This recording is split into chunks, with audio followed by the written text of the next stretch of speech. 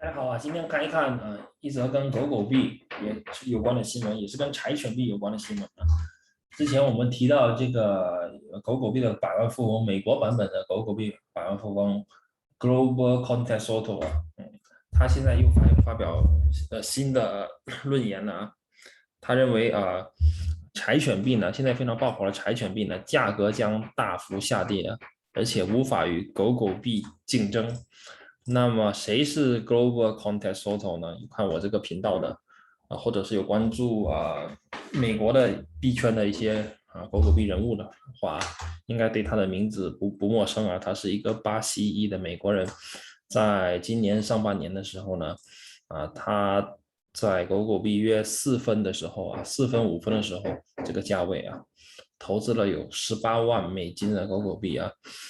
狗狗币在最高峰的时候，它的个人资产就是狗狗币的个人资产一度达到了超过200多万美元呢，现在应该是滑落到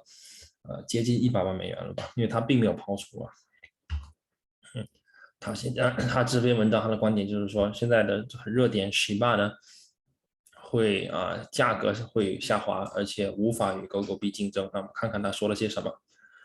OK，他认为柴犬币呢它不是一种货币，他不认为柴犬币是一种货币。原因是什么呢？因为它建立在另一种区块链以太币上的代币由于这个原因，它受到以太坊经常抱怨的高昂费用和缓慢交易的困扰，这的确是一个问题。这的确是一个问题但这个问题有没有办法解决呢？其实我认为也是有办法解决的，只不过是也是非常麻烦的，也不是说完全没办法解决。就是说交易成本高，去中心化的交易成本很取决于它这个链的效率嘛。如果这个链条十分拥挤的话那么说它的成本就非常高gas fee 就非常高我们都知道这个以太坊的 gas fee 就像我上一个视频跟大家讲过关于我有参与一些，为了参与一些 airdrop 嘛，我 airdrop 的话，这些空投的话，我都会在以太坊链上的一些项目做一些交易然后每一笔交易都会有30到40美元，这的确是30到40美元的这个手续费这的确是一个问题，的确是一个问题但是也是有解决办法了。第一就是说，那你就去直接在中心化交易所交易嘛，这是一个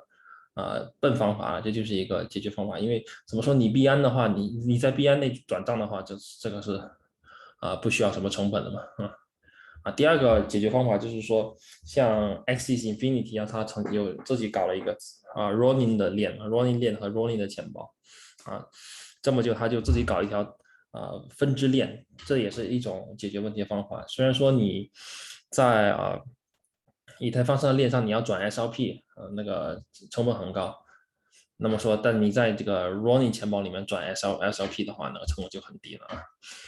确实是个问题，但也是解决方案也是客观存在的再看他说什么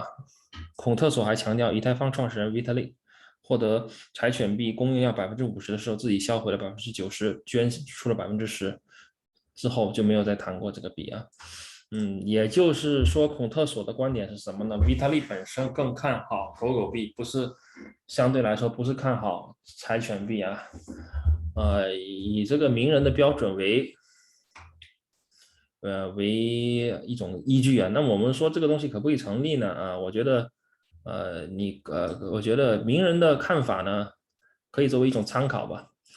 但你要不要针对你认为说 Vitalik 的观点是不是重要呢？我觉得这是一回事了，大家可以单独去讨论。但是就针对这个言论而言，它是不是真的呢？Vitalik 是不是真的看好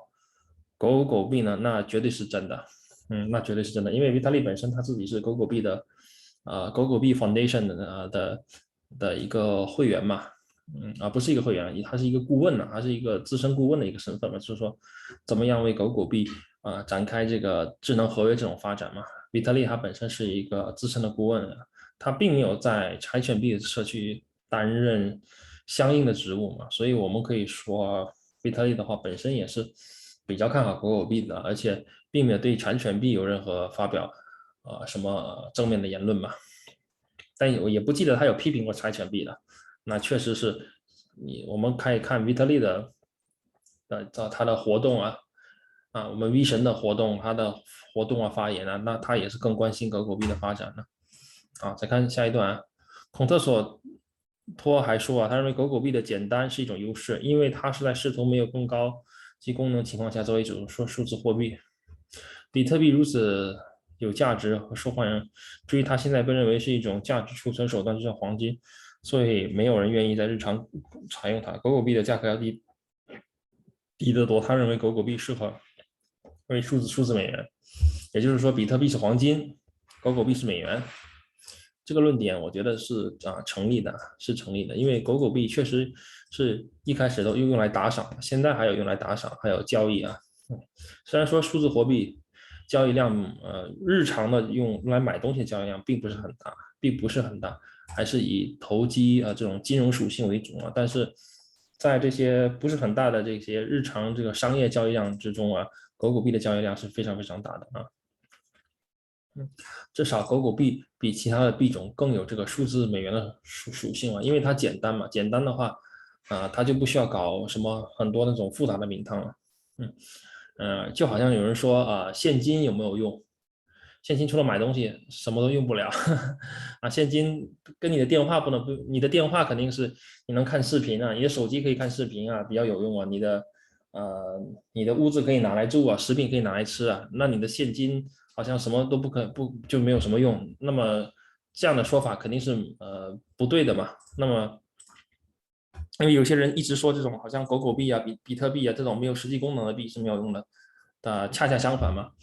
它没有实际功能，但它本身有共识有购买价值，那它就是有用的。因为你想想你的手里的现金有没有用？手里的现金的话，它不如你的电话能看视频嘛，不如跟你的食物比，它不能吃吧，但是它本身有共识有购买力嘛，那它也是其中的一种用处一种用途当谈到品牌实力时，孔特索托进一步抨击柴犬币。他说，如果我从大众吸引力、市场认知度、品牌价值比较狗狗币和柴犬币，我会说狗狗币就像 Pokemon， 柴犬币像 Digimon 这个比喻有点让我感觉怪怪的因为 Digimon 的年头是比较久的嘛，虽然 Pokemon 到后面更流行Digimon 是我记得Digimon 其实是第一版的第一版的这种怪物宠物嘛用来打架用的用来饲养的那个时候那个时候在90年代末非常非常流行的一个游戏这个比喻呢，我会觉得有点怪怪的当然他只是孔特索只是想用这个比喻说狗狗币会流传的更久，而不是像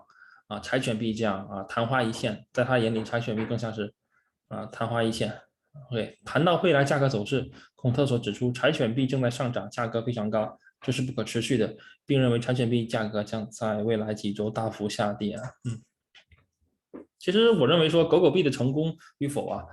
不用建立在柴犬币是否需要失败的这个前提之上。狗狗币呢能成功，那是能不能成功，取决于它的用户对它的共识的支持嘛，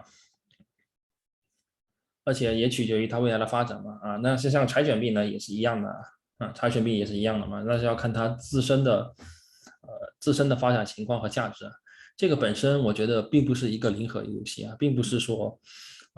狗狗币一旦成功了，柴犬币注定失败，也不是说柴犬币一旦成功了，狗狗币就要失败，因为彼此并不是一种说零和游戏，处于一种你死我活的竞争状态。我觉得孔特索之所以今天来发出这个东西也是也是想对一些观点有一个回复吧，因为柴犬币的支持者经常说说这个柴犬币的这个市值要超越狗狗币了，所以孔特索托作为这个狗狗币的支持者也出来反驳嘛，就是大家出来diss 互相 diss 我们还记得上一个视频我讲了说马斯克嘛，马斯克本身他并没有 diss 柴犬币不过他却他却很微妙的说他本身并没有拆墙壁，所以我们不知道他的看法是什么，他是不是其实也是间接的这样的这样用一些危言细语来打压柴犬币呢？大家有什么看法可以在留言区留言今天这则新闻就分享到这里喜欢的可以订阅我的视频。好的，谢谢。